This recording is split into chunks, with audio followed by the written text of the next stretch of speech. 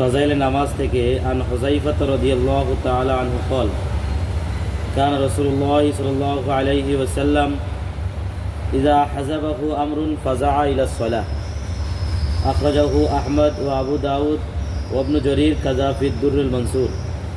हज़रत हुज़ैफ़ा रदियल्लाहु ताला अन्हु का इरशाद, हुज़ैफ़ा रदियल्लाहु ताला अन्हु इरशाद फरमाते हैं कि नबी अकरम सल्लल्लाहु अलैहि वसल्लम को जब कोई सख्त अमर पेश आता था तो नमाज की तरफ फ़ौरन मुतवज्जे होते थे।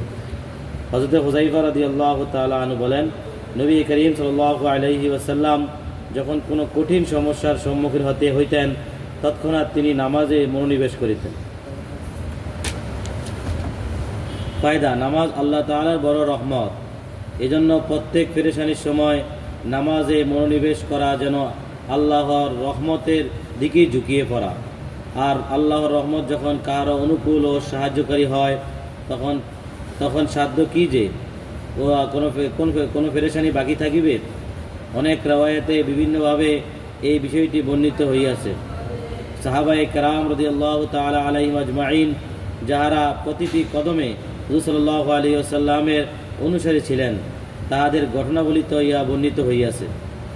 হযরতে আবু দারদা রাদিয়াল্লাহু তাআলা আনহু বলেন, যখন ধূলি জ্বর শুরু হতো তখন হুজুর সাল্লাল্লাহু আলাইহি ওয়াসাল্লাম মসজিদে তাশরিফ নিয়ে যাইতেন এবং জ্বর শেষ না হওয়া পর্যন্ত মসজিদ হইতে বাহির হইতেন না। এমনিভাবে সূর্য ও চন্দ্রগ্রহণের সময় হুজুর সাল্লাল্লাহু আলাইহি ওয়াসাল্লাম নামাজে মনোনিবেশ করিতেন। হযরত সুহাইব রাদিয়াল্লাহু তাআলা আনহু হুজুর সাল্লাল্লাহু আলাইহি ওয়াসাল্লাম হইতে বর্ণনা করেন যে পূর্ববর্তী আম্বিয়ায়ে কেরাম আলাইহিমুস সালামের ওই অভ্যাস ছিল যে যে কোনো মুসিবতের সময় তারা নামাজে মশগুল হইয়া যাইতেন। হযরত ইবনে আব্বাস রাদিয়াল্লাহু তাআলা আনহুমা এক সফরে ছিলেন। প্রতিমধ্যে সংবাদ পাইলেন যে তাহার পুত্রের ইন্তেকাল হইয়া গিয়াছে।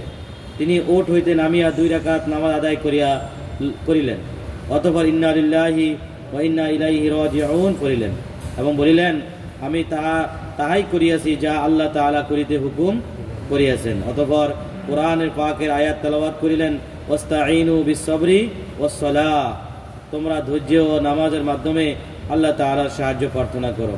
আল্লাহ রাব্বুল আলামিন আমাদের প্রত্যেককে এই হাদিস থেকে এই ঘটনা যা কিছু পড়া হয়েছে ফায়দার মধ্যে থেকে সবগুলোর উপর আমল করার তৌফিক দান করুন। বলেন কি আছে?